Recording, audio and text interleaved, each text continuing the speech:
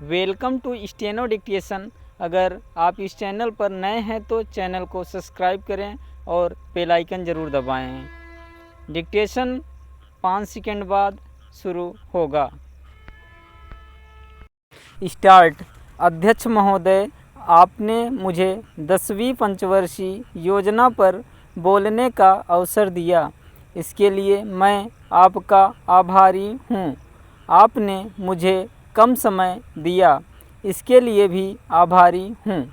अभी मेरे से पूर्व कुछ सदस्यों ने हम पर यह आरोप भी लगाया कि हम योजना में विश्वास नहीं रखते।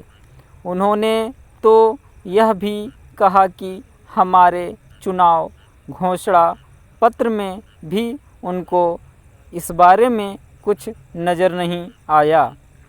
मैं इस बारे में यह निवेदन करना चाहता हूँ कि उन्होंने कोई दूसरा घोषणा पत्र देखा, गलत घोषणा पत्र पढ़ा और उसी को हमारा घोषणा पत्र समझ बैठे। लेकिन मैं यह कहना चाहता हूँ कि हमारा घोषणा पत्र इस समय मेरे पास है। इस घोषणा पत्र में हमारी घोषणा में योजना के बारे में स्पष्ट रूप से कहा गया है कि हम योजना पर विश्वास रखते हैं, लेकिन ऐसी योजना पर विश्वास नहीं रखते जो जनता के दुखों को दूर नहीं कर सकती, जो जनता के कष्ट दूर नहीं कर सकती।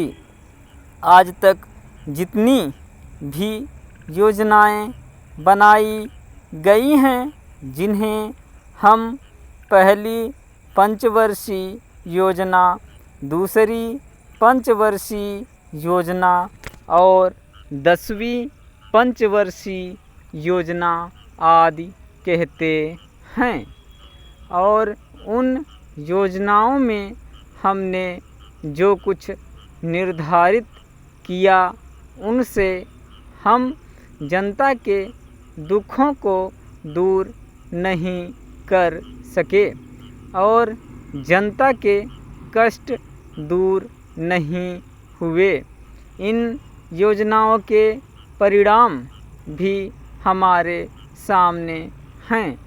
बड़े बड़े अनुभवी बैठे, उन्होंने योजनाएं बनाईं, लेकिन योजनाएं ठीक प्रकार से कार्यान्वित नहीं की गईं।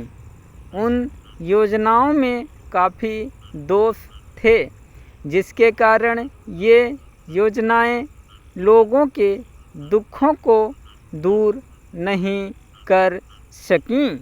लोग दुखी ही रहे। मैं यहाँ पर कहना चाहता हूँ कि जो हमारी योजना थी उसका परिणाम क्या निकला। उसका परिणाम यही निकला कि हमें रुपए का मूल्य कम करना पड़ा। जो योजना होती है वह राष्ट्रधन को ऊंचा करने के लिए बनाई जाती है, लेकिन हमारे सामने आंकड़े हैं। इसका परिणाम हमारे सामने हैं।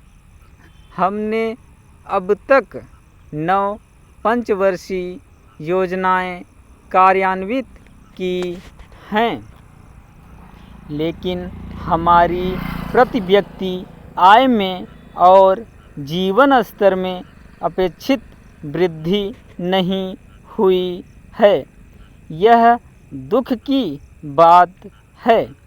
मैं यह कहना चाहता हूँ कि हमारा ऐसी योजनाओं में विश्वास नहीं है जो जनता के कष्टों को, जनता के दुखों को दूर न कर सके। हम ऐसी योजनाओं पर विश्वास करते हैं, जो उनकी आयु बढ़ा सकें, उनका आर्थिक विकास कर सकें, उन्हें उन्नत कर सकें। स्टॉप।